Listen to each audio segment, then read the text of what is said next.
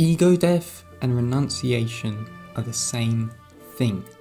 Psychic death, or however you prefer to call it, is a confused term in society because our culture puts a narcissistic twist on religion through New Age, pseudo-spiritual perspectives, which, through their marketed model, intend on inflating people's pride.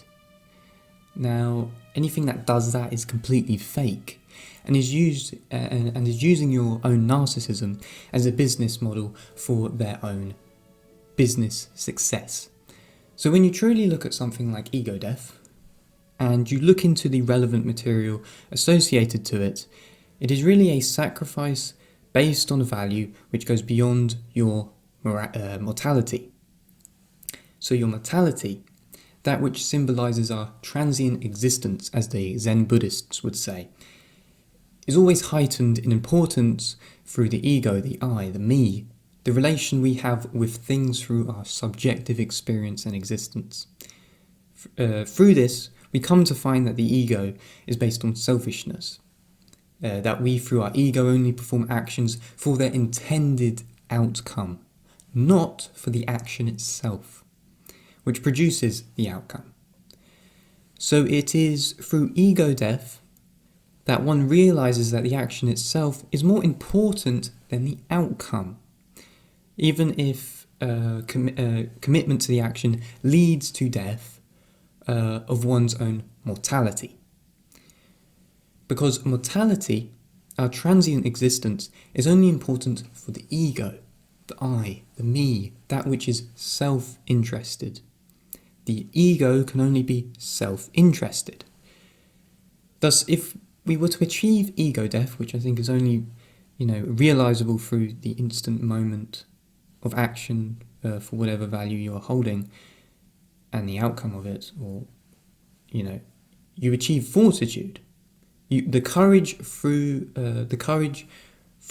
whatever pain and adversity, because the value which is embodied, which causes the death of ego, is divine. It is the connector which associates you to God, because the value is meta. It is on a scale of importance that goes beyond the individual's self. We in society today are so easily controlled. We so easily acquiesce to unjustifiable regulation because of our egoism, our self-interest. Narcissism has never been so dramatically inflated than ever before in history. But self-interest is right now showing itself through the belief of protection via fear. For example, we know that lockdowns accumulate a net negative. Suicides, abuse, mental health neuroses, economic destruction, relationship breakdowns, it goes on, etc., etc. But we strangely continue obeying them as if we are in some sort of weird trance. Do people not realise that there will be nothing to go back to if we continue this kind of behaviour? But people are instead recoiling back into a mental, infantile, fetal position with absurd blind faith, thinking that everything will somehow be okay when it obviously won't. Well, I guess that depends on what you want exactly. But the UN states that countries should not rely on lockdowns, yet most, if not all countries that are mostly in the Commonwealth, such as England, Canada, Australia, instead of Ireland as an outlier, and a few others, are using lockdowns as the go-to primary method, which is causing and will continue to cause unimaginable damage and suffering for many, many years to come. This country, Ireland, is probably the most damaged from restrictions and has the most compliant people, well, at least I thought they did, except for today, because for once there has actually been a massive protest up in Dublin against all of this. America really haven't had anything that bad when compared to some European countries, because I know through my connections with people in Miami and California, they can just go out and eat in a restaurant with groups, go to the beach, and not be hassled by the police for sitting on, for example, a public bench, which has happened many times in the UK, where people would actually get arrested for sitting on a bench in a park. And it all probably relates to the fact that Americans have guns and Europeans don't. So the slow entrainment and conditioning is probably extended on longer terms before they get to the level of enforced restriction that is found in the other countries of the likes that I am talking about. So what am I saying here is this. This is what I'm saying. Ego death, in relation to all of this and ego death, doesn't occur in societies when people are so blind towards the continuous escalation that occurs in compliance towards unjustifiable tyranny. Because if it did occur, tyranny wouldn't happen. People would uphold values so high and embody them beyond, if necessary, to the point of their own existence. Because the values would be divine, meta-real, and objectively true for all individuals collectively. That its maintenance would be necessary beyond one's own ego, one's own self and individuality, one's own self-interest, for the good of all others and civilization and for the community of the people. But this does not happen for most due to, you could say, ignorance, and that most people are essentially nihilists in our modern age. Most people are.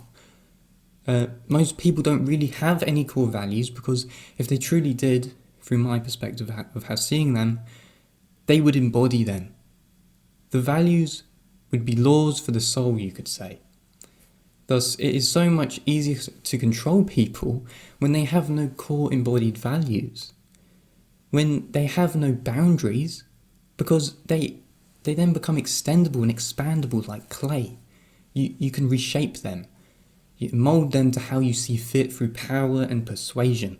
You can mentally and ethically groom them without them even knowing. And that is what we all have become susceptible to. What other time in history would accept lockdowns continuously over and over and over and over again when it produces a net negative every time of suffering and misery? I don't think many would accept it except our own. The society which is entrenched in consumerism, which again is itself nihilistic because it is a complete reduction in meaning and value to something of only blunt commodity. So symbolically, the most interesting example of ego death that I've come across or interpreted is through the symbolism of the inverted tree and cosmic tree together. In the Bhagavad Gita, if I've said that right, the cosmic tree is not just expressed as the cosmic axis between the celestial poles, the opposites in full picture, but also as man's condition in the world. The cosmic tree, the inverted tree, is personified as man himself, as a human metaphor and illustration of all of his facets and becomings. The inverted tree is there because creation is a descending movement, that the sun, God through harvest, descends its powers onto thee and one's land, descends the powers that maintain creation, the sun rays symbolic of root dispersion that you get with the inverted tree, but it comes down, just like photons come down in the scientific perspective, to fulfill the branches with fruit, life force, that which lives from the creative power, so that through creation it embodies itself onto the earth and propagates. You would have these witch doctors in Australian tribes, for example, that would plant a magic tree invertedly, and then soak the roots in human blood, then light the roots on fire, which is very interesting. The universal essence, which gives man his life force, the blood, placed on the roots, which demand the descending nature of creation. Incorporating these two things together, very, very symbolic, very meaningful, because even if you start looking at this association that blood and gold has in alchemy, but this probably related to the likes of sacrifice or initiations for the sake of harvest, fertility, and so on by gods to attend to the desires and necessities for survival of man. That's why they would put the blood on the roots. But ego death comes into play when we start realizing that the cosmic tree is symbolic of Brahman, of non-death itself. For in the Bhagavad Gita and Mahabharata, it says two very similar things, and these are the following. One must first cut down the asvatha with its powerful roots, and then seek the place from which one never returns. And there, in the other it says, having cut asunder and broken the tree with the weapon of gnosis, which where gnosis comes in, which is very interesting if you watch my other videos on Gnosticism, and thenceforth taking pleasure in the spirit, none returneth thither again. I see these two paragraphs, these two quotations, as ego death.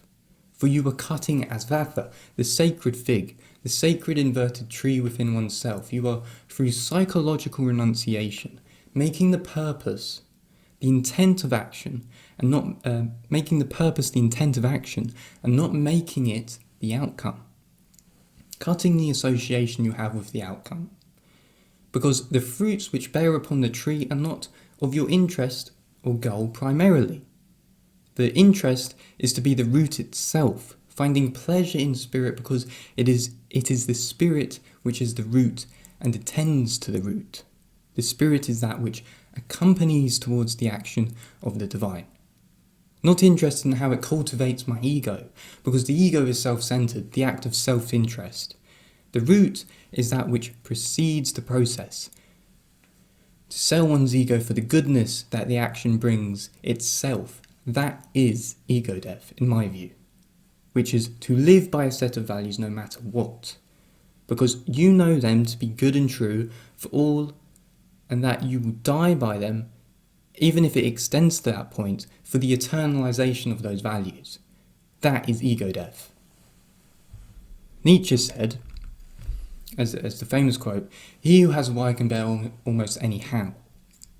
And I think this ties in nicely, just as a thought experiment, if you will, to how far it can be applied, because you could say, by looking at the dynamics of the ego, the why to life has got nothing to do with his ego, because to be able to bear any how must mean the how itself is beyond the ego. If it wasn't, then the ego wouldn't be able to bear any how. It would only be able to bear the self-interest that the ego holds and nothing much more, meaning a why to life can only be supported by any possible how if it's existential, beyond the ego, within ego death itself, maybe. That the why to life itself is not always in favour of one's own mortality, because if it contains values which are cherished, then one would risk their life surrendering themselves for it, but that barely ever happens, obviously. But also, it also highlights that meaning in life itself, which is beyond the ego, can be paradoxical through its profound nature, that the individual would die for its survival and live through its existence. It is said that there is an indestructible tree, its roots above, its branches below. Its leaves the hymns of the Vedas also. Its branches increase in height and depth, growing on the gunas. Its buds are the objects of sense, its roots spread out from below, bound to actions in the world of man, or in the world of men. In this world, one cannot perceive the shape, nor the end, nor the beginning, nor the expanse of it. With the strong weapon of renunciation, one must first cut down this asvatha with its powerful roots, and then seek the place from which one never returns. And that place which one never returns is the ego, I think. Therefore, you get enlightenment because you have transcended the ego. You have gone beyond it. Everything you do instead is of deeper meaning and doesn't associate to the ego, specifically or in of itself. And I presume that is how the Buddha, as it is said, gained enlightenment under the Bodhi tree. So I want to leave it there. Loads of things for you all to talk about in the comments. Hope you enjoyed it. If you did like the video, share it. Don't subscribe if you are new, but instead, if you haven't already, go onto my website thoughtsonthinking.org and subscribe to my newsletter. It is much more of a benefit for me if you are going to subscribe to anything. So I wish you all well, and I will speak to you in the next video. Thanks.